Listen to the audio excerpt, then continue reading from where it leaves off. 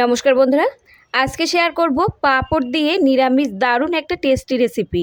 পাঁপড় যদি আগে কখনো এভাবে না খেয়ে থাকেন তাহলে একবার অন্তত এভাবে বানিয়ে দেখতে পারেন। বাড়ির ছোট থেকে বড় ভীষণই পছন্দ করবে। তো চলুন বন্ধুরা, আজকে রেসিপিটি দেখে নেওয়া যাক। এখানে একটা কড়াইতে আমি 1 বাটি মতো জল গরমে বসিয়েছিলাম। জলটা গরম হলে এর মধ্যে দিয়ে দিচ্ছি আমি 1 বাটি মতো ফ্রোজেন মটরশুঁটি। আর এই মটরশুঁটিটাকে আমি 2 ঘন্টা আগে উষ্ণ গরম জলে ভিজিয়ে রেখেছিলাম। এবার এই মটরশুঁটিটাকে আমাদের 7 থেকে 8 মিনিট মতো সময় ধরে একটু ফুটিয়ে নিতে হবে, যাতে মটরশুঁটিগুলো নরম হয়ে যায়। আর এরই মধ্যে আমি যোগ করে দিচ্ছি লবণ। লবণ দিয়ে যদি মটরশুঁটিগুলোকে সেদ্ধ করে নেওয়া যায় তাহলে কিন্তু খুব দ্রুত সেদ্ধ হয়ে যাবে। আর এভাবে সেদ্ধ করলে কিন্তু মটরশুঁটিগুলো খেতেও বেশ ভালো লাগবে। তো ঢাকা দিয়ে রেখে দিচ্ছি আমি লো টু মিডিয়াম হাইতে 7 থেকে 8 মিনিটের মতো। ঢাকনা তুলে নিচ্ছি। আর মটরশুঁটিগুলো কিন্তু বেশ ভালোভাবে এখানে সেদ্ধ হয়ে গেছে। এবার এই মটরশুঁটিগুলোকে তুলে নিচ্ছি। ভালোভাবে জল ঝরিয়ে মটরশুঁটিগুলোকে অন্য একটা পাত্রে তুলে নিচ্ছি। আর এই কড়াইটা পরিষ্কার করে এই কড়াইয়ের মধ্যেই আমি দিয়ে দিচ্ছি 2 চামচ মতো সাদা তেল। তেলটা ভালোভাবে গরম করে নিয়ে এবার এই তেলের মধ্যে ফোড়নে দিয়ে দিচ্ছি আমি 1/2 চামচ মতো গোটা জিরে। আর এরই সঙ্গে আমি দিয়ে দিচ্ছি 2 থেকে 3টে কাঁচা লঙ্কা। এবার এই লঙ্কা আর জিরেটাকে আমাদের কয়েক সেকেন্ডের জন্য ভেজে নিতে হবে। 10 থেকে 15 সেকেন্ডের মতো ভেজে নেবার পর এবার এর মধ্যে যোগ করে দিচ্ছি আমি 1 চামচ মতো আদা বাটা। আর আদা বাটা দেওয়ার সঙ্গে সঙ্গেই কিন্তু ছিটকাতে থাকে, তাই এরই সঙ্গে আমরা কিছু মশলা যোগ করে নেব। 1/2 চামচ মতো যোগ করে দিচ্ছি এখানে হলুদ গুঁড়ো, 1/2 চামচ মতো দিচ্ছি এখানে কাশ্মীরি লাল লঙ্কার গুঁড়ো, আর 1/2 চামচ মতো যোগ করে দিচ্ছি এখানে ভাজা জিরের গুঁড়ো। এবার এই সমস্ত মশলাগুলোকে আমাদের একদম লো ফ্লেমে দিয়ে খানিকক্ষণ কষিয়ে নিতে হবে। যেহেতু এখানে গুঁড়ো মশলা দেওয়া আছে তাই কিন্তু ফ্লেমটাকে বাড়ানো যাবে না, তাহলে মশলাগুলো কিন্তু পুড়ে যেতে পারে। আর মশলা যদি পুড়ে যায় তাহলে রেসিপিটা খেতেও কিন্তু ভালো লাগবে না। তো প্রায় 1 থেকে 2 মিনিট মতো লো ফ্লেমে দিয়ে মশলাটাকে ভালোভাবে আমি এখানে কষিয়ে নিয়েছি। এবার কষিয়ে নেবার পর যে মটরশুঁটিগুলো আমরা সেদ্ধ করে রেখেছিলাম সেই মটরশুঁটিগুলোকে এবার যোগ করে দিতে হবে। মটরশুঁটিটা যোগ করে 1 থেকে 1.5 মিনিটের মতো এই মশলার সঙ্গে আবারও ভালোভাবে কষিয়ে নিতে হবে। তো প্রায় এখানে মিনিট 2 মতো মটরশুঁটিগুলোকে আমি ভালোভাবে মশলার সঙ্গে কষিয়ে নিয়েছি। এবার মটরশুঁটির কিছু দানা এখানে হাতা বা কোনো ম্যাশারের সাহায্যে এভাবে একটু চেপে চেপে ভেঙে নিতে হবে। কিছু গোটা থাকবে আর কিছু এভাবে ভেঙে নিতে হবে, তাহলে যে রেসিপিটি তৈরি করা হবে সেটা কিন্তু খেতে বেশ ভালো লাগবে। এবার এর মধ্যে যোগ করতে হবে আলু। এখানে আমি আগের থেকে মিডিয়াম সাইজের 4 থেকে 5টা আলু সেদ্ধ করে রেখেছিলাম, সেদ্ধ করে খোসাটা ছাড়িয়ে রেখেছিলাম। এবার হাত দিয়ে কিন্তু এভাবে একটু আলুটাকে ভেঙে দিতে হবে। আলুগুলোকে কিন্তু পুরোপুরি মেখে দেওয়া যাবে না, এরকম হাত দিয়ে ভেঙে দিতে হবে যাতে একটু বড় বড় টুকরো থাকে। আর এরকম যদি বড় বড় টুকরো থাকে মশলার সঙ্গে আলুটাকে ভালোভাবে কষিয়ে নিলে সেটা কিন্তু খেতেও বেশ ভালো লাগবে। এবার এর মধ্যে যোগ করে দিচ্ছি আমি পরিমাণ মতো লবণ। আর এরই সঙ্গে আমি যোগ করে দিচ্ছি 1/2 চামচ মতো চিনি। তবে চিনি আপনাদের পছন্দ না হলে এটা স্কিপও করতে পারেন। আর দিয়ে দিচ্ছি 1/2 চামচ মতো গরম মশলার গুঁড়ো। এবার এই সমস্ত মশলা দিয়ে আলুর সঙ্গে ভালোভাবে কষিয়ে নিতে হবে। লো টু মিডিয়াম হাইতে দিয়ে মিনিট 3-4 মতো কষিয়ে নিতে হবে। বন্ধুরা, পাঁপড়ের এই রেসিপিটি আপনারা বাচ্চাদের টিফিনেও দিতে পারবেন, গরম গরম ডাল ভাতের সঙ্গেও খেতে পারবেন, বিকালে জলখাবারের জন্যও তৈরি করতে পারেন। আবার বাড়িতে যদি অতিথি আসে তাহলে অতিথি আপ্যায়নেও কিন্তু এই রেসিপিটি তৈরি করে নিতে পারেন। তো এখানে 2 থেকে 3 মিনিটের মতো সময় ধরে ভালোভাবে আলুটাকে কষিয়ে নিয়েছি।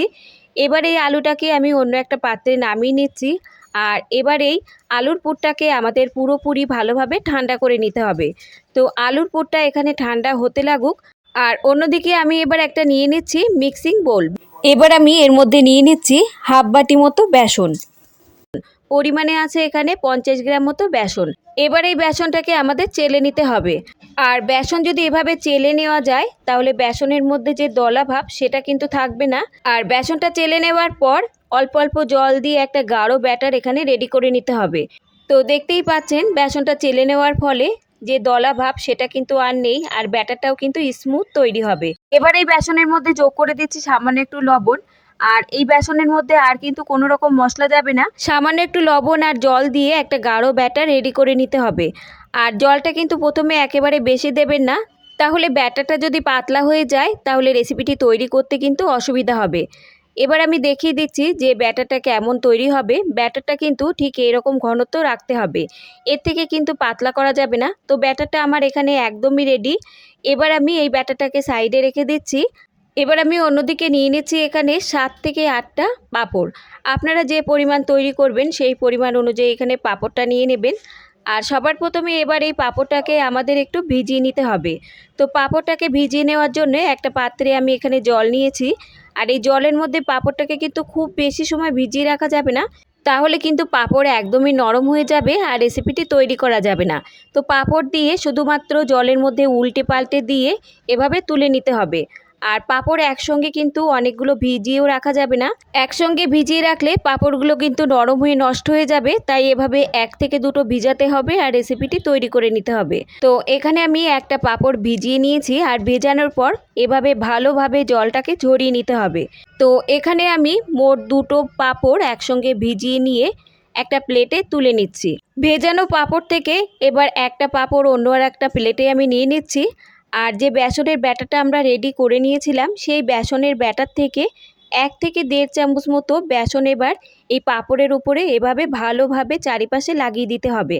আর এই কাজটা কিন্তু খুব দ্রুত করতে হবে, নইলে এই পাঁপড়টা কিন্তু নরম হয়ে যেতে পারে। খুব দ্রুত এবার এই ব্যাটারটাকে মাখিয়ে নিয়ে যে পুরটা আমরা রেডি করে রেখেছিলাম সেই পুর থেকে কিছুটা পরিমাণ পুর নিয়ে এবার এই পাঁপড়ের ঠিক মাঝখান নয়, একটু সাইডে এভাবে দিয়ে দিতে হবে। দিয়ে প্রথমে পাঁপড়ের 2 পাশ ফোল্ড করে নিতে হবে। আর যখন 2 পাশ ফোল্ড করবেন তখন পাঁপড়টাকে খুব সাবধানে কিন্তু এভাবে টেনে 2 পাশটাকে সেট করে নিতে হবে, কারণ যেহেতু ভিজে আর নরম পাঁপড় তাই খুব সাবধানে কিন্তু ফোল্ড করতে হবে। 2 পাশ ফোল্ড করে নিয়ে উপরটাকে কিন্তু এভাবে একটু মুড়ে দিয়ে তারপর ফোল্ড করে নিতে হবে। তো দেখুন খুব সহজেই কিন্তু ফোল্ড করা যাচ্ছে। আর এভাবে ফোল্ড করার সময় পুর কিন্তু বাইরে বেরিয়েও আসবে না কিংবা পাঁপড় ফেটেও যাবে না। তো দেখুন এখানে আমি একটা রেডি করে নিয়েছি। পাঁপড়টাকে এভাবে ফোল্ড করে নেবার পর একটু হাত দিয়ে এভাবে সেট করে নেবেন, তাহলে দেখবেন আর খুলে যাওয়ার একদমই ভয় থাকবে না।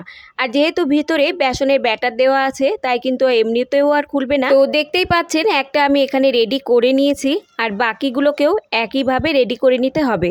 তো বন্ধুরা, এগুলো কিন্তু আপনারা স্টোরও করতে পারেন 2 থেকে 3 দিনের মতো ফ্রিজে স্টোর করার আগে এগুলোর গায়ে কিন্তু খুব ভালোভাবে তেল ব্রাশ করে নিতে হবে, তাহলে একে অপরের গায়ে কিন্তু লেগে যাবে না। তারপর একটা এয়ারটাইট কন্টেনারের মধ্যে রেখে দিলে এগুলো 2 থেকে 3 দিনের মতো ভালো থাকবে। আর আপনার ইচ্ছা মতো এগুলোকে ভেজেও নিতে পারবেন। তো এগুলোকে সাইডে রেখে দিচ্ছি। এবার একটা কড়াইতে ভাজার জন্য নিয়ে নিচ্ছি বেশ খানিকটা পরিমাণ সাদা তেল। তেলটা ভালোভাবে গরম করে নিয়ে লো টু মিডিয়াম হাইতে দিয়ে এবার এই পাঁপড়গুলোকে ভেজে নিতে হবে। আর বন্ধুরা, পাঁপড়গুলো ভাজতে কিন্তু খুব বেশি সময় লাগে না, 5 থেকে 6 মিনিটের মতো সময় লাগে। এবার এই পাঁপড়গুলোকে দিয়ে 1 মিনিট অন্তর অন্তর উল্টে পাল্টে দিতে হবে, যাতে 2 পাশই ভালোভাবে ভাজা হয়। আর যেহেতু বেসনের ব্যাটার দেওয়া আছে তাই উল্টে পাল্টে দিলে বেসনের ব্যাটারটাও কিন্তু খুব ভালোভাবে সেদ্ধ হয়ে যাবে আর পাঁপড়গুলোও কিন্তু খুব ভালোভাবে ভাজা হয়ে যাবে। 4 থেকে 5 মিনিট মতো ভাজার পর পাঁপড়গুলো দেখুন এখানে ফুলে কিন্তু ডবল হয়ে গেছে আর পাঁপড়ে কিন্তু খুব সুন্দর একটা লালচে রং ধরে গেছে। আর পাঁপড়গুলো দেখতে যেমন সুন্দর লাগছে খেতে কিন্তু ততটাই লোভনীয় হবে। তো আমার এখানে পাঁপড়গুলো কিন্তু ভাজা একদমই রেডি। এবার এগুলোকে আমি তুলে নেব। আর এই পাঁপড়গুলো ভাজতে কিন্তু তেলও খুব বেশি লাগে না, আপনারা অল্প তেল দিয়েও কিন্তু এগুলোকে উল্টে পাল্টে ভেজে নিতে পারেন। তো পাঁপড় যদি এভাবে আপনারা না খেয়ে থাকেন একবার হলেও এভাবে বানিয়ে দেখবেন, বাড়ির ছোট থেকে বড় সবাই ভীষণই পছন্দ করবে। তো বন্ধুরা, আজকের রেসিপি যদি আপনাদের ভালো লাগে তাহলে লাইক শেয়ার কমেন্টের সাথে সাথে চ্যানেলটাকে সাবস্ক্রাইব করে রাখার অনুরোধ রইল। আজ তাহলে এই পর্যন্ত বন্ধুরা, দেখা হবে অন্য কোনো রেসিপির সঙ্গে। ততক্ষণ সুস্থ থাকবেন, ভালো থাকবেন আর রেসিপিটি দেখার জন্য সকলকে ধন্যবাদ।